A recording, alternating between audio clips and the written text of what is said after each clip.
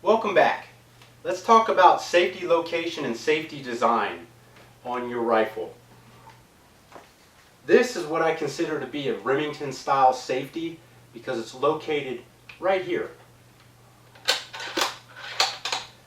This particular model, this is a Marlin, and it's unlocked even when on safe. So I can load and unload on lock. It's two position, it's fire and safe does not lock the bolt. On this Weatherby Vanguard, aka Howa 1500, when it's on safe, the bolt is locked. So the only way to unload is to go on to fire. Then you can unload, but you cannot from the safe position. So just something to consider. Another style of safety is what I like to call the Tang safety. Savage is known for it. It's right here, right on the Tang, safe and fire. It is used on just about everything that's Savage. It's on the Ruger American series, like the rimfire here, and it's also on the centerfire versions. It's a nice safety right here. Very easy to use, very ergonomic. You can control how loud you click them. Very nice one. And then there's the Winchester style, which is this wing on the back of the bolt. Now this wing is a 3 position, so you've got safe and locked, safe and unlocked, which is great for reloading. That's one of the great advantages of the 3 position safety. And then of course fire. The Ruger 77 Mark IIs also have a similar wing safety that is safe, bolt lock, safe, bolt unlocked, and fire. So those come into a pretty good advantage when you're wanting to load and unload.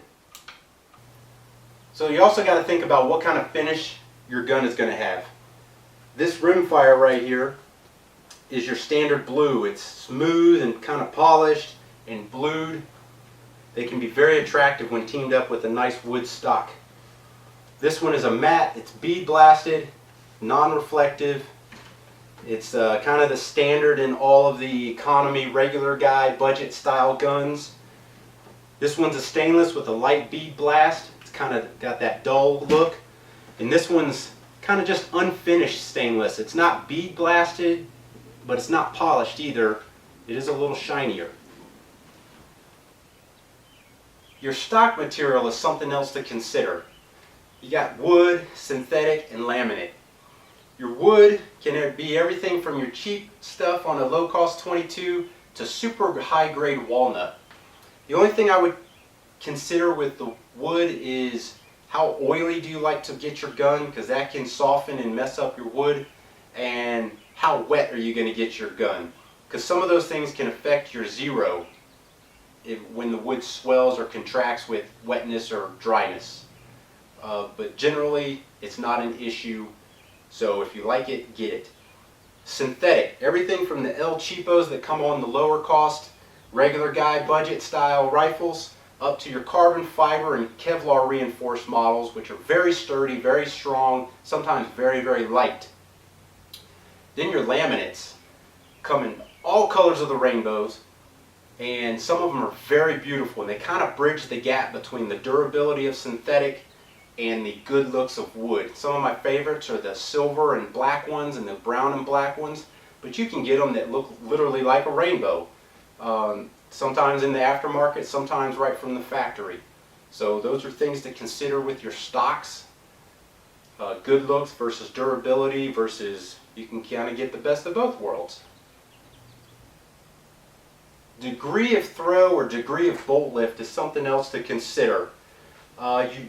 This one's a 90-degree bolt lift. Means the handle goes up and down 90 degrees. The bolt rotates 90 degrees. This is a Thompson Center Venture, and it's either a 60 or a 70-degree bolt throw. Doesn't throw near as far. This one's a 60. Just a little boom and boom. 60 degrees is pretty nice.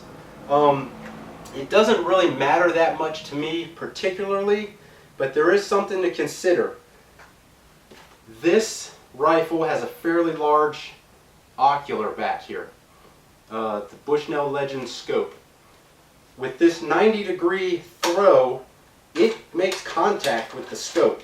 There are marks on the bolt handle and there are marks on the scope, and I cannot cycle the action with the scope cover on. So just a little something to consider. You can see how much more clearance there is with this guy.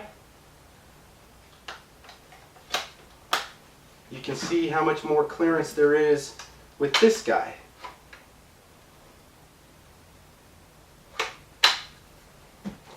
This one's kind of tight, but I can still work it with the scope cover on.